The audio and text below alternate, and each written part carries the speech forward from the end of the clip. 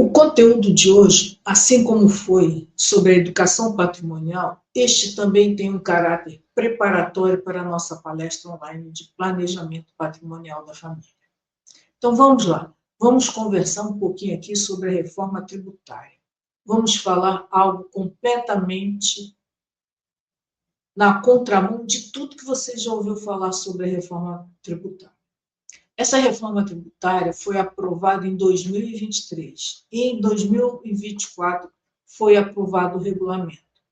E que em 2025 ela não teve mudança nenhuma, mas em 2026 começa a valer. Essa reforma tem uma série de implicações e tudo que a gente vê na internet é muito nervosismo sobre o assunto. As pessoas estão muito preocupadas como será daqui para frente. E não é para menos, porque essa reforma tributária, o governo está, na verdade, assustando as pessoas, está criando uma tensão muito grande. Está falando para as pessoas o seguinte: olha, se você tem patrimônio, eu vou taxar. Eu vou taxar a herança, e eu não vou taxar pouco, não. E está na hora do Brasil mudar, da gente mudar e cobrar muito.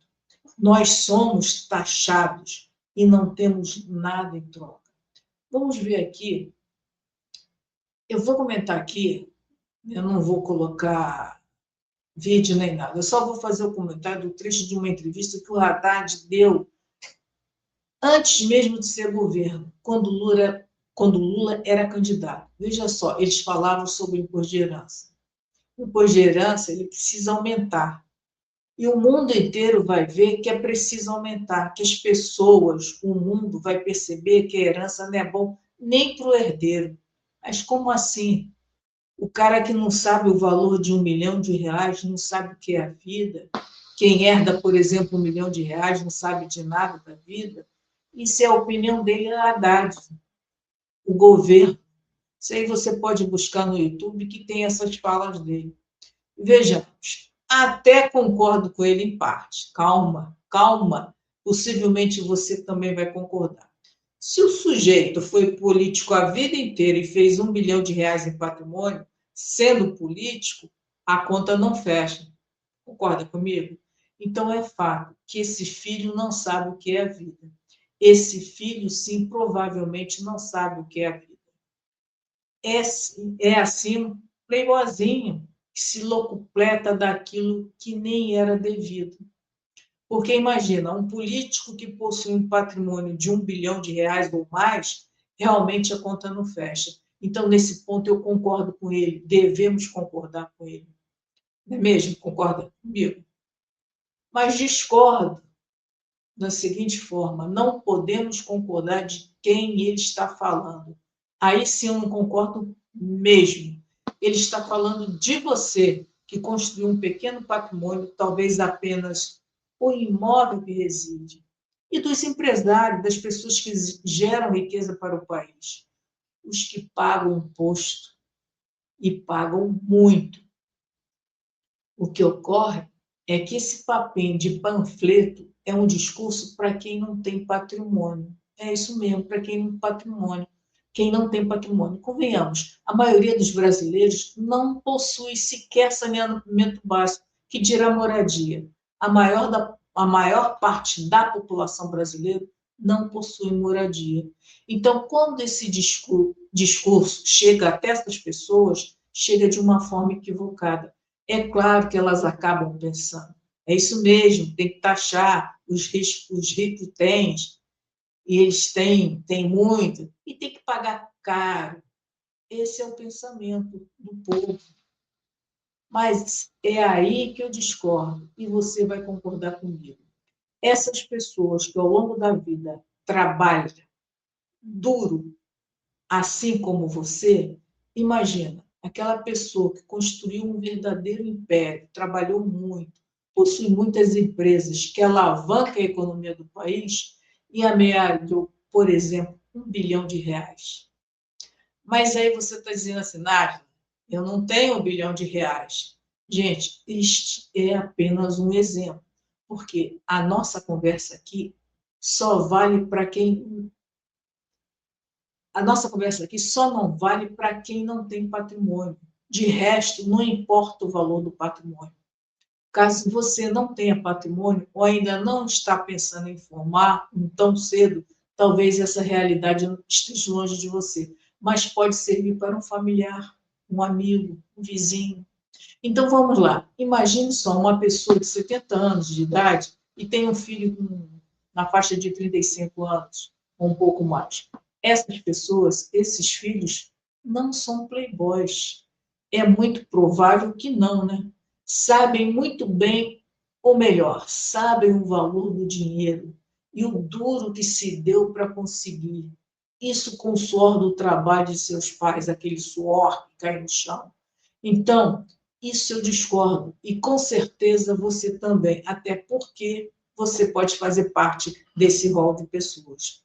Mas, veja, desde antes deles assumirem o governo, existia uma movimentação para se fazer uma reforma tributária, em que se discutia essa questão, imposto sobre herança. E é isso que eu quero te mostrar. Agora eu quero mostrar qual é o problema e de que maneira você vai fazer exatamente o contrário do que eles querem. Você vai sair desse movimento da reforma tributária tendo mais patrimônio que as outras pessoas. É isso que eu quero construir com você aqui, de maneira que nós vamos fazer. E de que maneira nós vamos fazer isso? Eu quero que você entenda. Veja só, nós temos uma pessoa que você conhece bem, Silvio Santos. Eu sei que você sabe que ele é o fundador do Grupo Silvio Santos. Quando ele partiu desse plano, a sua fortuna, segundo a revista Forbes, era de 1,6 bilhões. Agora imagina se ele tivesse que passar, aliás, ele não, suas filhas tivessem que passar por um inventário.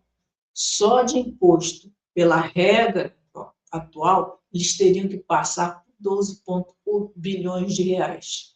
E esse imposto é estadual. Mas isso não aconteceu.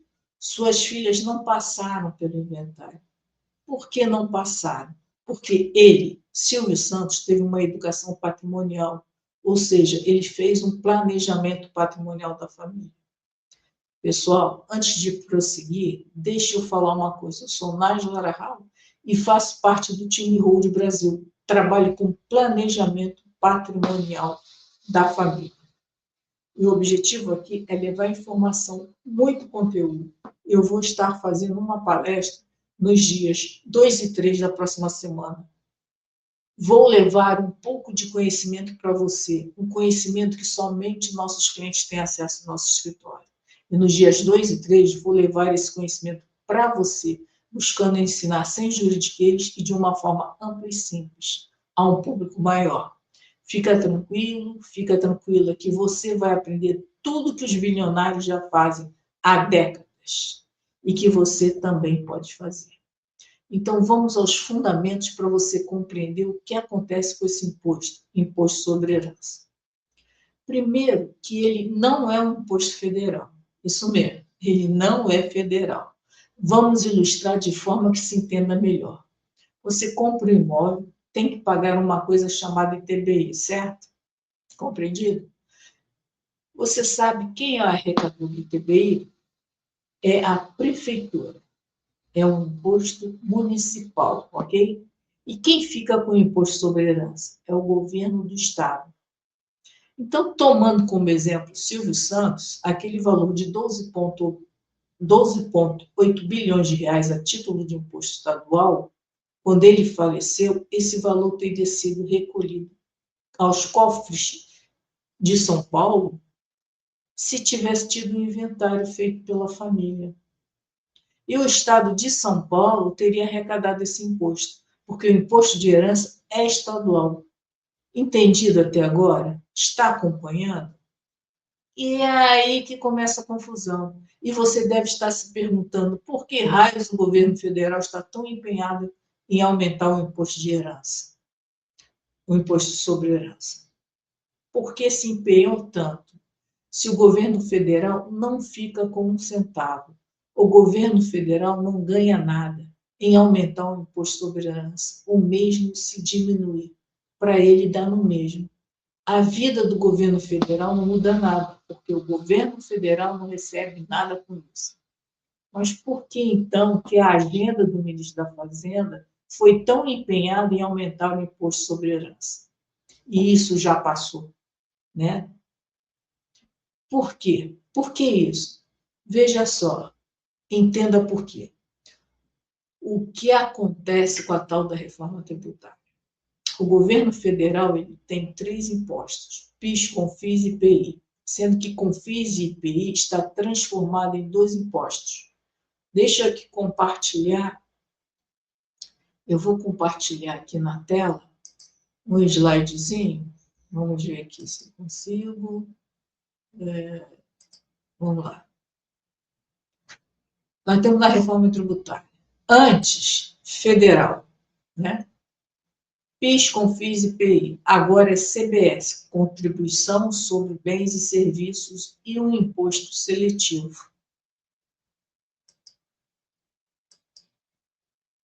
CONFIS, PIS, 3,65%. IPI, 7%. Já já vocês vão entender. Estado, era ICMS, 30%. Município, ISS, de 2% a 5%. Agora ficou o IBS. Então, os estados vão perder, e muito. Como compensar o imposto sobre herança, que hoje é de 8%, ou na doação, também é o mesmo critério. Então, vamos lá, vamos entender isso. Vamos esmiuçar isso daí. Então, o que o governo federal está fazendo? O que ele está transformando com essa reforma tributária? E assim nós temos antes e o agora. Então, o que acontece agora, onde tínhamos 3 impostos, converteu-se em 2. A contribuição sobre bens e serviços, certo? Sobre bens e serviços, também um segundo imposto. Mas deixa eu explicar primeiro o que vem a ser um imposto seletivo. É aquele que taxa os produtos não essenciais, produtos supérfluos, e que taxa menos o produto essencial. Então, temos imposto seletivo sobre o feijão, arroz, que é baratinho. Já sobre um relógio, por exemplo, é muito alto. Mas aqui tem um detalhe, por incrível que pareça, vocês vão até rir do que eu vou falar, mas é verdade. Sobre a cerveja, o imposto é baratinho. O que será, hein? Será mera coincidência? Mas, bom, a gente deixa isso para lá. Já sobre o cigarro, é caro, e bem caro. Interessante, né? Veja a diferença. Um é caro e o outro é baratinho. E é por isso que o governo se movimentou tanto. Você já vai entender. Só que o detalhe é o seguinte: com isso tudo aqui, o governo, a União, passa a ganhar mais. Com essas modificações, o governo federal passa a ganhar mais. Porque ele ganha mais esses 2 impostos, aqueles de 3,65% do faturamento de uma empresa, PIS e CONFIS, e o IPI, que varia de produto para produto. Por exemplo, um carro paga 7%. Então, essa carga tributária, as alíquotas que tinham antes, agora a perspectiva é de que aumente nesse novo cenário.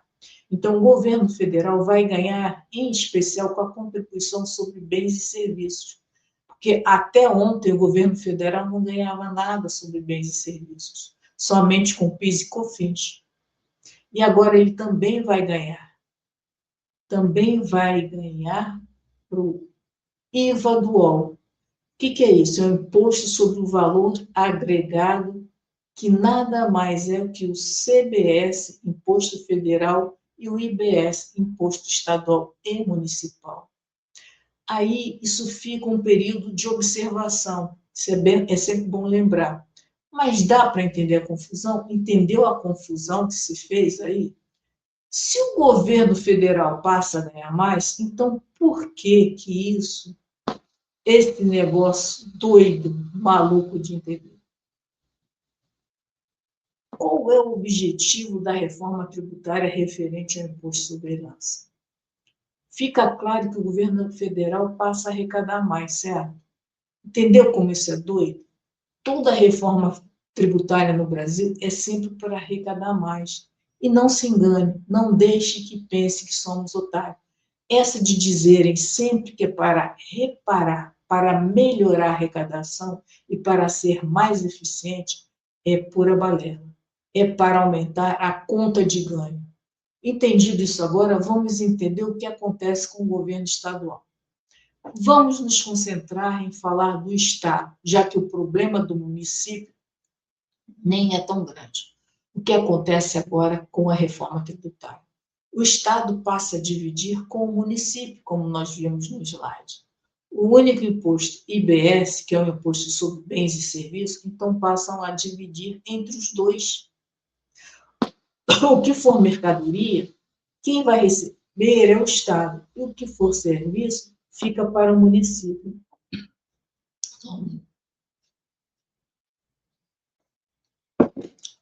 Isso aqui mudando, o município vai arrecadar mais. Essa que é a verdade. Vai acabar recebendo mais do que hoje arrecada. Para os municípios ficou maravilhoso. Agora o Estado ele vai cair de 30% para algo em torno de 16%. São os especialistas que estão falando isso, não sou eu, não. Agora eu digo, os estados vão perder absurdamente com essa reforma. E como compensar essa diferença? Isso que se quer compensar de alguma forma. Isso tem que se compensar de alguma forma. E o que acontece de fato? Por que o governo federal começou a se movimentar? É muito simples. Porque eles precisam dos estados para aprovar suas matérias. E quem representa esses estados é o Senado. Não entendeu? Te explico. Por exemplo, o estado do Rio de Janeiro, porque eu estou falando do Rio de Janeiro, o senador não representa você, a população, e sim o governo do estado. Então, se não tiver uma compensação para os estados, os senadores não votarão nas matérias de pauta do governo. Entendeu a malandragem? Foi aí, então, que o governo federal, mesmo antes do Lula ser eleito, intensificou esse discurso panfletário, que é preciso aumentar o imposto sobre herança. Tem que aumentar o imposto sobre herança com o discurso de taxar as grandes fortunas. R$ 1 milhão entra no rol das grandes fortunas. Para compensar o Estado passa a ter um aumento do imposto sobre herança. E não sobre dito as grandes fortunas, como já vimos. Sabe por quê? Porque os bilionários, os milionários não passam por um inventário, não arrecadam para os cofres do Estado o imposto sobre herança. Mas como compensar isso? Aumentando o imposto sobre herança. Isso mesmo, lá no inventário. Então o povo, mais uma vez, paga a conta, já que hoje o inventário representa uma perda patrimonial que chega de 40% do patrimônio. Não importa o tamanho do patrimônio, só que esse valor, essa perda, passará a ser bem maior com a reforma em vigor. Aí o que acontece? Acontece isso aí, aparece um montão de gente, de pessoas no Brasil, de profissionais no Brasil, que estão sendo uma pedra no sapato do governo. Profissionais e clientes estão sendo uma pedra no sapato. E quem são essas pessoas? Quem são as pedras no sapato? Eu estou entre elas e você, a partir de agora, fará parte. Começa a fazer parte desse grupo de pessoas que está sendo uma pedra no sapato do governo, para que o governo federal não consiga fazer a reforma tributária valer. Mas como assim, Nádia? Por isso que eu digo que nós somos uma pedra no sapato. Nós, do time Road Brasil, estamos entre essas pessoas, e eu faço parte. Nós realizamos palestras no Brasil inteiro. É algo em torno de 1.000 profissionais fazendo a mesma coisa que nós estamos fazendo aqui. Então, esse movimento que estamos criando aqui é o movimento de educação patrimonial, que através de um planejamento patrimonial você não será taxado pelas alíquotas absurdas. Ou melhor, seus filhos não serão taxados sobre aquilo que eles têm direito quando você não mais estiver aqui. Você não pode ficar de fora dessa. Nos dias 2 e 3 da próxima semana, estarei fazendo uma palestra online sobre planejamento patrimonial da família, falando tudo para você ensinando que os bilionários já fazem há décadas, deixando o povo de fora. Mas agora você faz parte do rol daqueles que não quer mais ficar de fora desse sistema inteligente e seguro. Mas atenção, só quem estiver inscrito poderá fazer parte da palestra, que é um evento fechado. Então, clique aqui abaixo, compartilhe com os parentes, amigos, até inimigos. Dia 2, pré-palestra, dia 3, palestra, às 19h30. Ao fazer a inscrição, você será encaminhado a um grupo de WhatsApp. É um grupo fechado. E aí, pronto. E se quiser saber mais sobre esses outros assuntos referentes ao planejamento patrimonial, se inscreva no nosso canal e siga em nossas redes. Encontro você lá, não fique de fora. Um forte abraço.